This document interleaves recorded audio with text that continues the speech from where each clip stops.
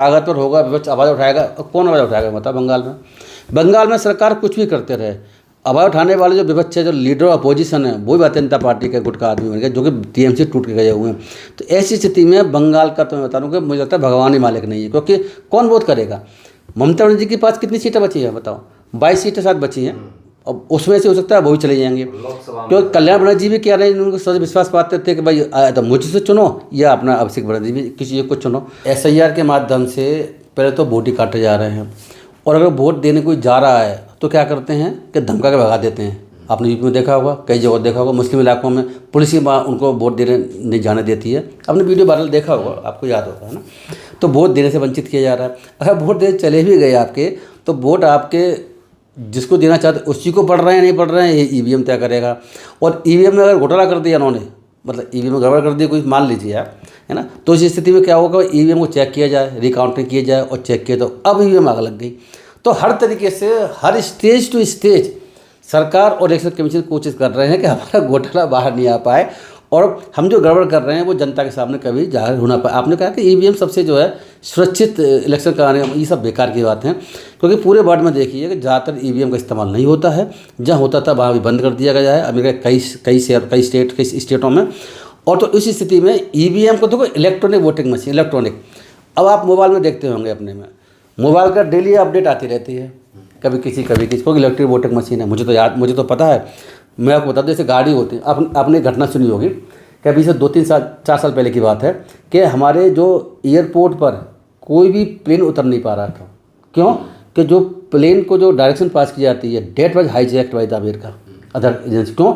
वो electronic system है, वो वहाँ से गवर्न हो रहा है। तो उस स्थिति में वो चाहें तो कभी रोक सकते। मुझे तो इतनी जानकारी भी, जो आप चाबी इस्तेमाल करते हैं ना, कौन चाबी गाड़ी की, जो ऑटो वाली, उसमें भी जो है वो गड़बड़ हो सकती है। अगर जहाँ से कंपनी चाबी बनाई है, अमेरिका ने, चाइना ने, किसी और कंपनी ने, उस स्थिति में क्या होगा? अगर वो उसमें वायरस डाल दे तो आपकी गाड़ी खुलेगी भी नहीं, कंट्रोल कर सकता वहाँ से।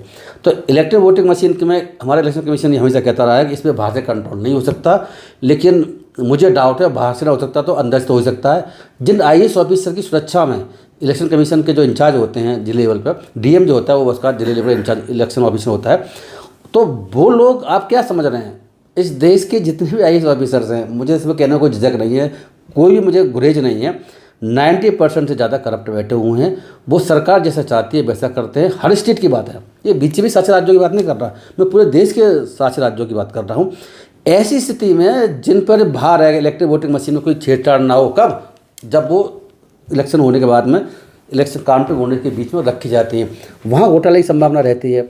उसके बाद में क्या होता है कि जब रिजल्ट डिक्लेयर होना होता है, तो वहाँ भी कुछ वोटों को इधर से उधर करने की उनकी जो है क्षमता होती है। वो ज़बरदस्ती मनगढ़ंत कर तरीके से, नहीं ये वोट तो कैंसिल है, ये वोट तो ऐसे करके वो कभी कुछ कर सकते हैं। आपने चंडीगढ़ में इलेक्शन देखा होगा, वो EVM से नहीं हुआ था चंडीगढ़ में, लेकिन वो वैसे हुए, उसके बावजूद भी इलेक्ट्रिक वोटिंग मशीन में भी गड़बड़ होती है। ऐसे कई सारे केसेस देश में चल रहे हैं।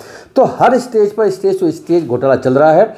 इलेक्शन वोटिंग मशीन अपने आप सुरक्षित है, ये बिल्कुल गलत बात है, ऐसा बिल्कुल भी नहीं है।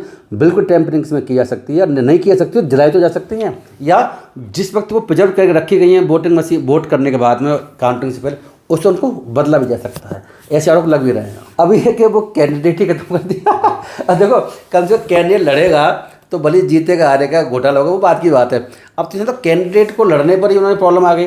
अब जो कांग्रेस पार्टी का कैंडिडेट जिसको जीतना था, राज्यसभा इलेक्शन पता भी किस तरीके से होते हैं, वो पहले से बताओ था किसको जीतना किसको हारना है। तो जीतना था, वो उन्होंने उसका कैंडिडेचर ही नष्ट कर दिया, उनका जो आवेदन पत्र था तो वो भी नष्ट कर दिया। तो अब देखो क्या होगा, अब तो उन्होंने वोटिंग मशीन की आवश्यकता है ना किसी और की आवश्यकता। जो मेन कैंडिडेट जीतना था वो तो उन्होंने इलेक्शन से बाहर कर दिया। तो देखिए, ऐसा इस देश में हालत बहुत ख़राब चल रही है। और इस सबसे बड़ी बात जो समझने की है, जब सुप्रीम कोर्ट में मसला जाता है तो सुप्रीम कोर्ट तुरंत ही कह देता है भाई नहीं, तो इलेक्शन पिटीशन आनी चाहिए थी, ना कि रिट पिटीशन। सुप्रीम कोर्ट का कहना ये था, लीगल भाषा में बताने की कोशिश करता हूँ आपको, ये आपके जो है किसी फंडामेंटल राइट का उल्लंघन नहीं हुआ है, ये संविधान के कानूनी अधिकार का उल्लंघन हुआ है, इसके लिए रिट नहीं आ सकती है। ऐसा कहीं सुप्रीम कोर्ट ने खारिज कर दिया। इसे कहते हैं ट्रैकलिंग ग्राउंड पर, मुझे पावर नहीं है। लेकिन मैं एक बात तो बताता चलूँ कि हमारे संविधान के आर्टिकल 141 और 144 में ये व्यवस्था है कि सुप्रीम कोर्ट न्याय हित में कोई भी ऐसा डिसीजन दे सकता है, ऐसा काम कर सकता है जो कि अथवा कानून परमिट ना भी करता हो तब भी। और सुप्रीम कोर्ट आए दिन ऐसे काम करता रहा है, मैं खूब देख रहा हूँ, जिसमें कि वो अपनी उन शक्तियों का इस्तेमाल करके, जो विशेष शक्तियाँ हैं, वो कोई भी ऐसा काम कर देता है जिसको कानून इजाज़त नहीं भी देता है। ये केस अपने आप में ऐसा था कि डेमोक्रेसी पर ही, डेमोक्रेसी इलेक्शन पर टिकी हुई है। जब कोई कैंडिडेट जो है, जब जब पर्चा नष्ट हो जाए तो इलेक्शन लड़ ही नहीं पाएगा। जब इलेक्शन ही लड़ पाएगा तो डेमोक्रेसी का मतलब क्या हुआ, कोई फायदा नहीं। अब ऐसे समझ लीजिए कि अगर बीजेपी में और कांग्रेस में किसी विधानसभा सीट में या किसी राज्य में फाइट होनी, डायरेक्ट फाइट है, और कांग्रेस के सारे कैंडिडेट जहाँ भी पर्चा दाखिल कर रहे हैं और इलेक्शन कमीशन कह दे कि भाई ये तो अवैध हैं, ये तो इलीगल हैं, या इसमें आपने डिस्क्लोज नहीं कर रखा है इसलिए हम निरस्त करते हैं, तो फिर इलेक्शन ही खत्म हो गया। इलेक्शन मतलब कुछ बचा उस, फिर अगर दो और कोई निर्दलीय कोई नहीं लड़ेंगे और पार्टी नहीं लड़ेंगे तो वो तो डिक्लेयर अनअपो डिक्लेयर हो जाएगा। तो देखो स्थिति इतनी खराब चल रही है और सुप्रीम कोर्ट भी अपनी शक्तियों का इस्तेमाल किसी न किसी बहाना करके उसको नहीं करने की कोशिश करता है। मैं एक बात तो बता चलूँ, हो सकता है अगर बीजेपी का कैंडिडेट अगर इसका निरस्त पर्चा हुआ होता तो हो सकता है सुप्रीम कोर्ट कोई न कोई रास्ता ढूंढ करके या अपनी स्पेशल शक्तियों का इस्तेमाल करके उसको अलाउ कर सकता था। ऐसा मुझे लगता है, जैसा माहौल देश में चल रहा है, मुझे लगता है कि उसको कम से कम टेम्परेरी बेसिस पर तो ज़रूरत थी कि हम इसको अभी अलाउ करते हैं और बाद में इलेक्शन पिटीशन चले जाइए, जैसा होगा वैसा देखा जाएगा। क्योंकि तो इलेक्शन डेमोक्रेसी हमारी टिकी इलेक्शन पर है। जब इलेक्शन ही नहीं लड़ पाएगा तो डेमोक्रेसी का कोई मतलब नहीं रहा। अगर वहाँ कुछ कमी भी है तो कोई बात नहीं, कमी दूर हो सकती है और सुप्रीम कोर्ट अपनी शक्तियों का इस्तेमाल करके, मुझे लगता है उसे परमिट करना चाहिए था कि हम इसमें स्पेशल शक्तियों का इस्तेमाल कर रहे हैं और इनको टेम्परेरी रूप में परमिट कर देते हैं। बाद में इलेक्शन पिटीशन में जो रिजल्ट बाद में आएगा उस हिसाब देखा जाएगा। तो लेकिन सुप्रीम कोर्ट ने ऐसा नहीं किया, तो ये बड़ी चिंता है। देश में अभी इनको वो डायरेक्ट चोर कहा जा रहा है। दिग्विजय सिंह ने बाकायदा सुप्रीम कोर्ट को चोर कहा है। सुप्रीम कोर्ट पूरी तरीके से इलेक्शन कमीशन या भारत सरकार के ही पक्ष में डिसीजन दे रहा है। आप किसी भी डिसीजन को ले लीजिए। मुझे एक बार बता देंगे, जैसे मैंने पहले जिक्र कर चुका हूँ, दोबारा रिपीट करता हूँ कि जब इलेक्शन की प्रोसेस SIR के माध्यम से चल रही है और कंप्लीट नहीं हुई है, जिनके वोट काटे गए हैं उनके वोट को आगे जोड़ने के लिए ट्रिब्यूनल बने हुए हैं और उसके बाद फिर हाई कोर्ट, सुप्रीम कोर्ट में केस फाइल हो सकता है रेट में। तो ऐसी स्थिति में आप पूरी प्रोसेस स्टार्ट खत्म होने के बाद में तभी इलेक्शन कराते या SIR को पोस्टपोन कर सकते थे। भाई 10 साल पहले करा लो SIR, जरूर थोड़ी का अभी कराना चाहते हैं, 5 साल पहले करा लीजिए कम से कम, जिससे 5 साल के अंतर्गत पूरी प्रोसेस कंप्लीट हो जाए। आपने क्या किया कि आपने बीच में ही एक ही स्टेज पर ला करके उनको वोट काट दिए और दूसरी स्टेज जो यानी कि जो ट्रिब्यूनल वाली स्टेज थी उस तक वो डिसीजन आ भी नहीं पाया। और मैं अब ये भी देख रहा हूँ कि बहुत से ट्रिब्यूनलों ने ऐसी कहीं गणना आई है, एक आंकड़ा आया हुआ है कि 70-80% जो वोट कटे थे वो उन्होंने जोड़ दिए हैं। कुछ ट्रिब्यूनलों ने उन्होंने दोबारा वापस कर दिए। अब देखो ना इलेक्शन के बाद तो कितनी बुरी स्थिति है, मतलब कितना नुकसान उठाना पड़ा है लोगों को। मत का अधिकार, मतलब तो मैं बता दूं कि मत का अधिकार जो है ये कितना इंपॉर्टेंट राइट है, उसके बिना कुछ एक वोट से सरकार इधर से उधर हो सकती है, एक वोट से कैंडिडेट जीत सकता है।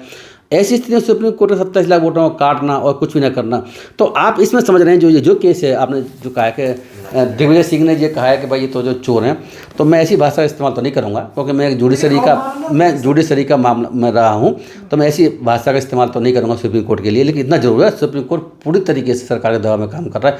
इससे मुझे कहने में कोई जो है गुरेज नहीं है और कोई मुझे इसमें नहीं लगता कि मैं कुछ गलत कह रहा हूँ, और गलत कह भी रहा हूँ तो मैं इसके लिए भुगतने को तैयार हूँ। लेकिन तो फिर सब सारी सरकारी संस्थाओं ने संविधान को ताक पर रख दिया, लोकतंत्र को ताक पर रख दिया। देखिए ऐसा है कि जहाँ तक आप ये बात कर रहे हैं, संस्थाएं जो संवैधानिक संस्था हैं, जिन्हें संस्था कौन सी संवैधानिक संस्था है मैं बता दूँगा आपको। एक तो न्यायपालिका, इलेक्शन कमीशन और attorney general of India CAG, ये 3 संस्था इंपॉर्टेंट संस्था हैं। उसके अलावा बहुत से कमीशन बन गए, अब SC कमीशन भी है, ST कमीशन भी है, उसके अलावा OBC कमीशन मोदी जी बना दिया है। ये संविधान संस्था के रूप में काम करती हैं, है ना। लेकिन सारी की सारी संस्थाएं जितनी भी हैं वो अब सरकार के दबाव में काम कर रही हैं, इसमें तो मुझे कोई डाउट नहीं है। मुझे क्या, अब तक किसी को डाउट नहीं है ना। मैं एक बात इसमें और जोड़ दूं, जब आपने न्यायपालिका की बात करी है और दिग्विजय सिंह के बारे में जो कहा है, उन्होंने क्या कमेंट किया है, तो अभी जो क्या चल रहा है इस प्रेजेंट में, कुछ समय पहले अब सुप्रीम कोर्ट की छुट्टियाँ चल रही हैं, हाई कोर्ट की छुट्टी चल रही है, तो सरकार और न्यायपालिका की जो जुगलबंदी चल रही है ये अब रिजल्टों में जजमेंट आ रहा है, उसमें रिफ्लेक्ट भी हो रही है। देखो मैं एक बात बता दूं आपको पता होगा कि उससे पहले क्या हुआ था कि चंद्रचूड़ जी के यहाँ कौन पहुँचे थे पूजा करने के लिए? मोदी जी पहुँच गए थे।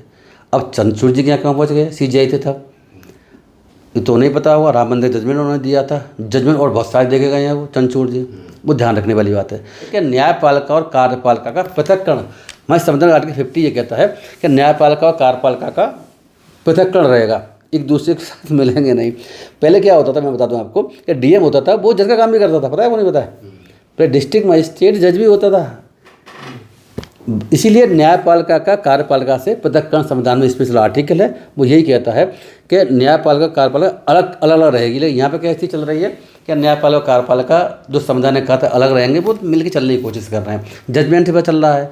मोदी जी के यहाँ पर मोदी जी पहुँच जाते हैं चीफ ऑफ इंडिया के पास में। सूर्यकांत जी क्या कर रहे हैं? सूर्यकांत जी घूम रहे हैं लॉ मिनिस्टर के साथ में। तो वैसे लॉ मिनिस्टर और सूर्यकांत जी बिहार गवई जी जो है बागेश्वर बाबा के धाम पे घूम रहे हैं रिटायरमेंट के बाद में। तो देखो ये सब बातें क्या बताती हैं। बिहार गवई का जजमेंट जो था ना, एक कौन सा जजमेंट, एससी क्लासिफिकेशन जजमेंट, वो डाउटफुल था। वो जजमेंट वो था जो भारतीय जनता पार्टी सरकार जैसे चाहती थी। आप इसको ये भी समझिए। दूसरा जजमेंट कौन सा था? जो रिटायरमेंट से वो 10 दिन पहले करे गए थे। किसका?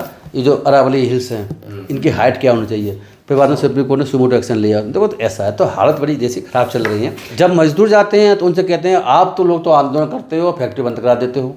तो नए लेबर लॉ के खिलाफ जाते हैं तो वो ऐसे उन्हें भगा देते हैं। पाकिस्तानी फंडिंग तो मुझे नहीं पता। इसी तरीके से क्या स्थिति है कि जब ये प्राइमर वाले जाते हैं तो उनसे क्या कहते हैं कि ये तो जो ना हर एक में रोड अटकाने की कोशिश करते हैं। सीजेआई साहब कमेंट आप देखो, मैं सीजेआई जो बने हुए प्रेजेंट में कर क्या रहे हैं। तो इनकी तो मैं बता रहा हूँ, जो आपको ये भी याद होगा जो यूजीसी गाइडलाइंस वाला केस चला था, जिसमें कि भाई SC ST वाली जो कहानी थी या OBC वाली जो कहानी थी, तो उसमें भी उन्होंने कह दिया कि भाई ये तो बांटने वाला काम है, जबकि वो जोड़ने वाला काम था। तो इनकी सोच अप्रोच डिफरेंट। आपको ये पता होगा, मुझे नहीं पता है कि नहीं पता है, कि इनके बारे में जो 2011-12 में जो एलिगेशन लगे थे, वो रिपोर्ट कारवा में छपी थी। आप उस रिपोर्ट को पढ़ लीजिए। इन्हीं के सुप्रीम कोर्ट के जज थे जिनका नाम था गर्ग का नाम था, मैं नाम उनका भूल रहा हूँ, जिन्होंने SC ST जजमेंट दिया था, उनमें से एक जज थे, वो नाम उनका भूल रहा हूँ दिमाग से। उन्होंने खुद इनके बारे में, सूर्यकांत जी के बारे में राइटिंग में लेटर लिखा था जब वो सुप्रीम कोर्ट के जज थे और जब ही हाई कोर्ट के जज थे सूर्यकांत जी। इन पर घोटाले के आरोप हैं 2011-12 में की बात बता रहा हूँ आपको। उन पर बहुत गंभीर आरोप लग रहा है। उसके बावजूद भी इनको chief justice of high court बनाया गया, उसके बावजूद भी इनको सुप्रीम कोर्ट में लाया गया। और अब जो काम कर रहे हैं, जो आप देख ही रहे हैं, तो इनके खिलाफ तो इलेक्शन पहले से लगे हुए हैं। तो ऐसी स्थिति में न्यायपालिका और कार्यपालिका मिलकर जो काम कर रही है, तो आप क्या समझ रहे हैं? नटराजन का तो इलेक्शन पिटीशन जाएगी तो ऐसे रद्द होगी। SIR ग्रुप में जाएंगे आप, बिहार में ऐसे हुआ, बंगाल में ऐसे हुआ, अब उत्तर प्रदेश और बाहर जगह जो चल रही है उसमें भी आप ऐसी जजमेंट देखेंगे। तो देखो न्यायपालिका की स्थिति बहुत खराब है। लेकिन मैं ये तो नहीं कह सकता कि जैसे दिग्विजय सिंह कमेंट, इतना कमेंट मैं नहीं कर सकता क्योंकि मैं जुडिशरी का पार्ट रहा हूँ, तो ऐसा तो नहीं कहूँगा। लेकिन इतना जो कहूँगा, न्यायपालिका पूरी तरीके से दवा में काम है। ऐसे में पूरे देश में हम जाएंगे, लोगों को बताएंगे कि हमारे साथ ऐसे धांधली हुई है, तो इसका फायदा होगा कुछ जो लोगों को बताएंगे? नहीं, मुझे लगता है फायदा होगा, लेकिन उसके लिए ज़रूरी है कि पूरा एक आंदोलन की शेप देने की आवश्यकता है ना। बताने से कान में क्या आगे तो कुछ फर्क नहीं पड़ने वाला। एक आंदोलन की शेप देने की आवश्यकता है। मैं तो ये कहूँगा कि खाली कांग्रेस की बात थोड़ी है, पूरे विपक्ष को जाना चाहिए ना। कोई बंगाल में तो कांग्रेस नहीं थी, कांग्रेस की सीट भी क्या है, कौन पूछा कांग्रेस बंगाल में? तो माँ TMC के साथ ऐसा हुआ है। ममता बनर्जी बचेंगे, उनका जो है वो बचेगा अवश्य। दिन कितने हुए हैं? 1 ही महीना तो हुआ है जब से रिजल्ट आया हुआ है, और ममता बनर्जी सरकार से बाहर हुई हैं तब से 1 ही महीना तो हुआ है। अब देख लो, अभी तो 5 साल बचे हुए हैं। जो बचे हुए हैं MLA MP है वो भी बच के रह पाएंगे या BJP में चले जाएंगे, ये भी देखने वाली बात है।